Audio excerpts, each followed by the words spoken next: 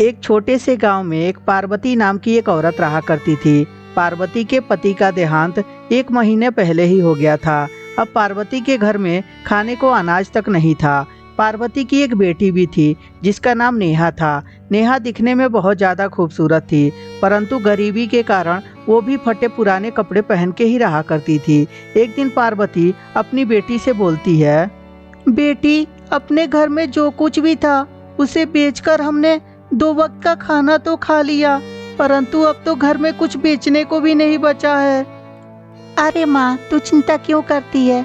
मैं अपने लिए नया काम ढूंढ लेती हूँ, जिससे पैसे मिलेंगे, हम लोग का गुजारा भी होता रहेगा। बात तो ठीक कह रही है बेटी, लेकिन तुझे काम देगा कौन? हमने तो तुझे पढ़ाया लिखाया भी नहीं। अरे माँ, सारे काम पढ़े लिखे लोग ही नहीं करते, कुछ काम ऐसे भी होते हैं जो अनपढ़ भी करते हैं। और यह बोलकर नेहा काम की तलाश में निकल पड़ती है। काम की तलाश में एक व्यक्ति के घर आती है। वो व्यक्ति कोई और नहीं बल्कि सेठ धनीराम रहता है। और आकर नेहा सेठ धनीराम से बोलती है, मालिक, बगल की आंटी जी बता रही थी कि आपको काम वाली की जरूरत है। मैं घर के सारे काम कर लेती हूँ। सेठ धनीराम जब नेहा को देखता है तो देखता ही रह जाता है, क्योंकि नेहा इतनी खूबसूरत थी कि उसे कोई एक बार देखे तो देखता ही रह जाए।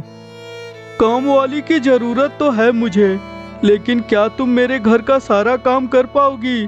जैसे कि घर का झाड़ू लगाना, बर्तन साफ करना और कपड़े भी धोना। जी मालिक, मैं सारा काम कर दूंगी, आप एक बार काम देकर तो देखिए। ठीक है, तो कल से टाइम से आ जाना। मेरे घर का काम करने के बाद खाना भी तुम्हें ही बनाना होगा, और मैं महीने का तुम्हें 3000 रुपये भी दूंगा।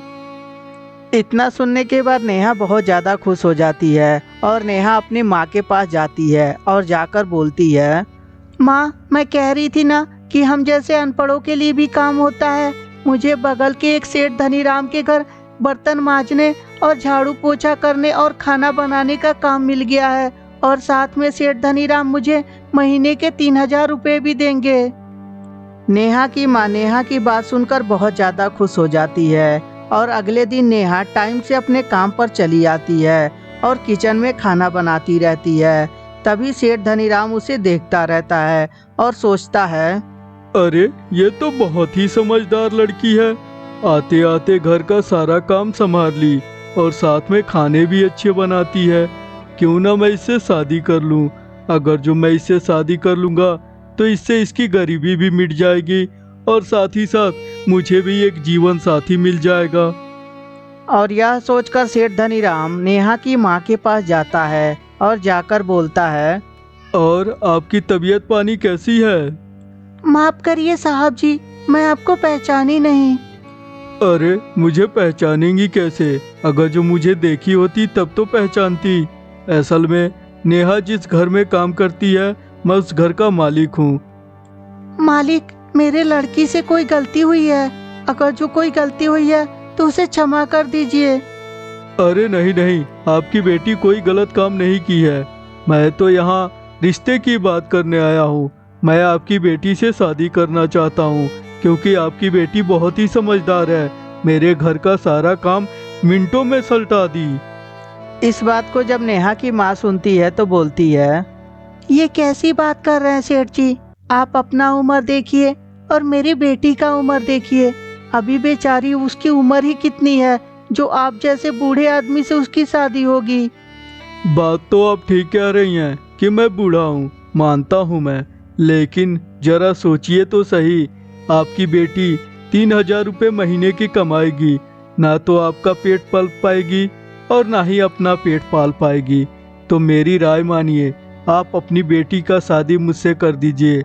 हर महीने का खर्चा भी आपको देता रहूँगा, और साथ में आपकी बेटी भी सुखी से रहेगी। इस बात को सुनकर नेहा की माँ थोड़ी देर सोचने लगती है और फिर हाँ भर देती है, और इस तरह सेठ धनीराम और नेहा की शादी हो जाती है और दोनों खुशी खुशी रहने लगते हैं। तो दोस्तों, छोटी सी ये कहानी आपको कैसी लगी हमें कमेंट करके ज़रूर बताएं। अगर जो स्टोरी अच्छी लगी हो तो कृपया लाइक कर दें और हमारे चैनल को सब्सक्राइब करते समय घंटी भी दबा दें। और हाँ दोस्तों, अपने दोस्तों के साथ शेयर करना ना भूलें। धन्यवाद दोस्तों।